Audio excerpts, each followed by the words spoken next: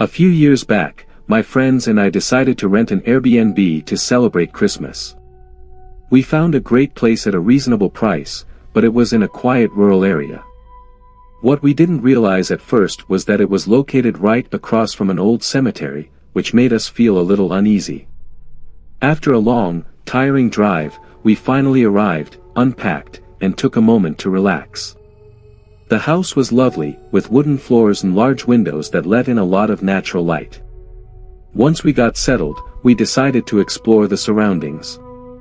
There were a few houses down the road, but most of the area around us was open, with large fields of tall, dry grass. We saw the graveyard across the way but chose not to go inside. A couple of days later, after dinner, we were hanging out in the kitchen when one of my friends suggested we explore the graveyard since we hadn't gone in yet. It was around 10:30 at night. After some debate, two of our friends opted to stay behind, leaving three of us to go check it out. We grabbed a flashlight, put on our jackets, and headed across the street. As we entered the cemetery, the sound of dry leaves crunching underfoot echoed in the quiet night. We wandered among the graves, reading the names engraved on the stones. The friend with the flashlight was walking ahead, leaving the other two of us in complete darkness. Suddenly, the girl next to me started to panic and ran toward the friend with the light. In her rush, she didn't see a gravestone in front of her and tripped over it, stumbling forward. She tried to regain her balance but, without looking, tripped over the same stone again, this time falling harder. She let out a nervous laugh as she got back up, clearly shaken but thankfully unhurt. Nothing unusual happened while we were in the graveyard, which left us feeling a bit disappointed. Later, we went to bed. I was sharing a bed with the girl who had tripped earlier. Around 2 a.m., she suddenly woke me up, looking terrified. She whispered that she had heard knocking on the window right next to our bed. The room was dark, and all we could hear outside was the wind. We stayed silent for a while but didn't hear anything else. Just as I lay back down, I heard faint knocking on the wall. It wasn't loud, but it was distinct enough to make us both freeze in fear. We told ourselves that if we heard it again, we'd wake the others. We lay there in silence, listening. After a few minutes, we heard two sharp knocks on the bed frame right next to us. Our hearts were racing, and without hesitation, we jumped out of bed and woke up our friends. They listened to our story but didn't believe anything strange was happening. Even now, we still don't know what caused those knocks, and it still sends chills down our spines whenever we think about it.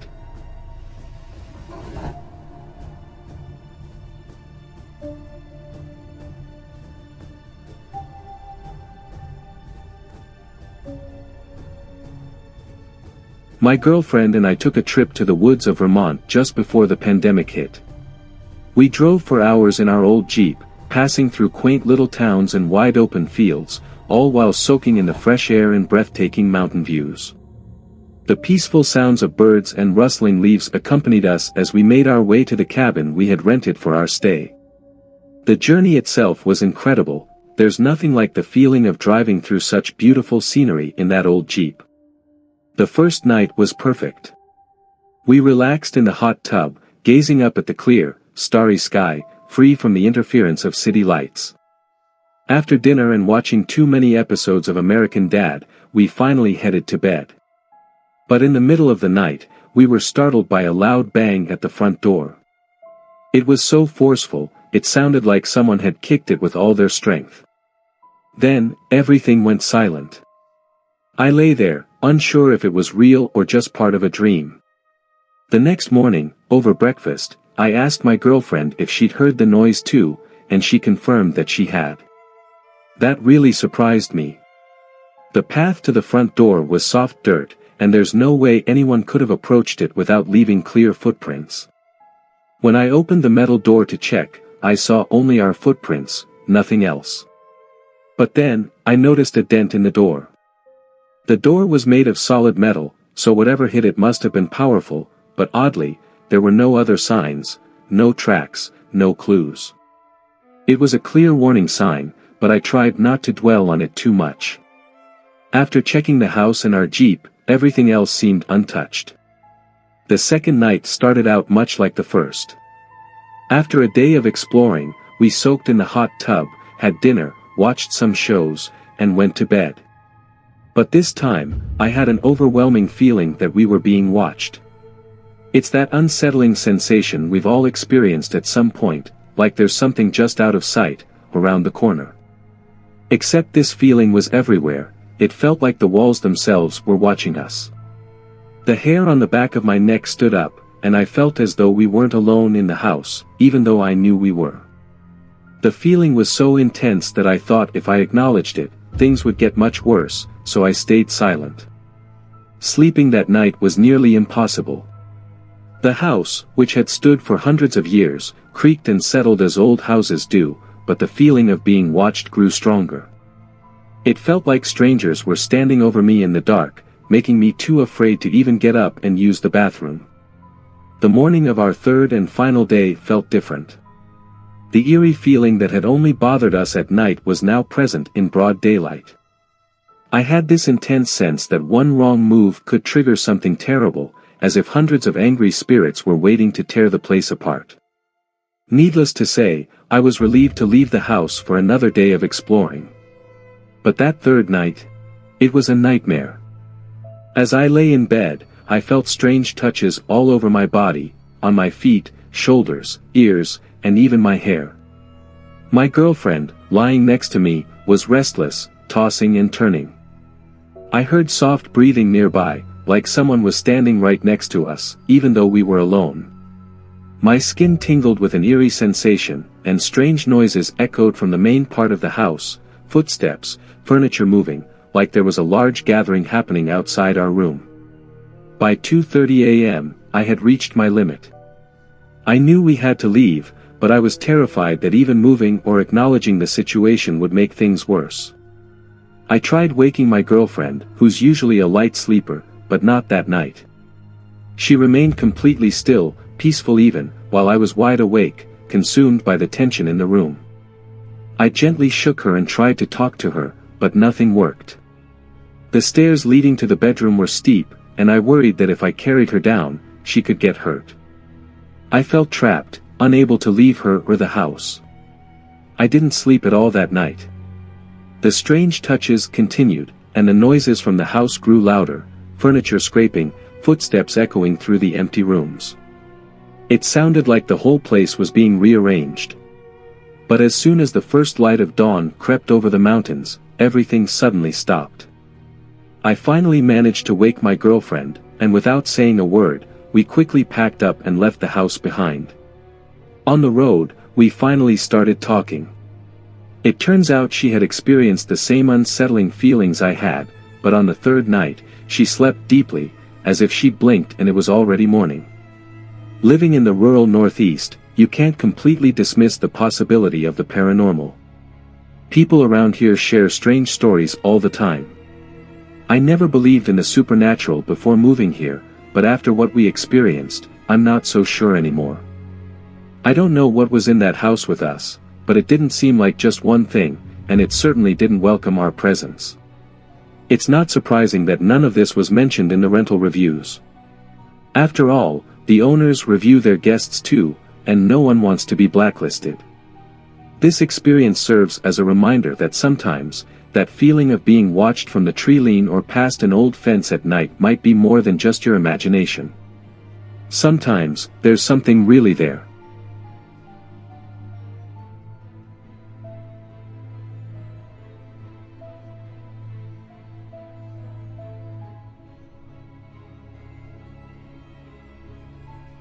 In October 2017, my band and I were about halfway through a 2-month tour across Europe. We'd been performing in different cities, meeting fans, and loving the journey. But there's one experience from that tour that I'll never forget. Even now, I still can't fully understand what happened. It's something that defies explanation. There were 4 of us, driving around Europe in a Honda Jazz that we'd brought all the way from Scotland, along with our instruments and clothes.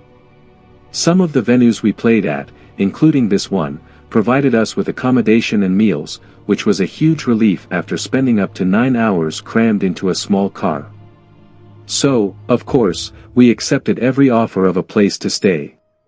While a couple of my bandmates were eager to go out and explore the nightlife, I was exhausted and just wanted to unwind. All I needed was a quiet night to relax and scroll through my phone.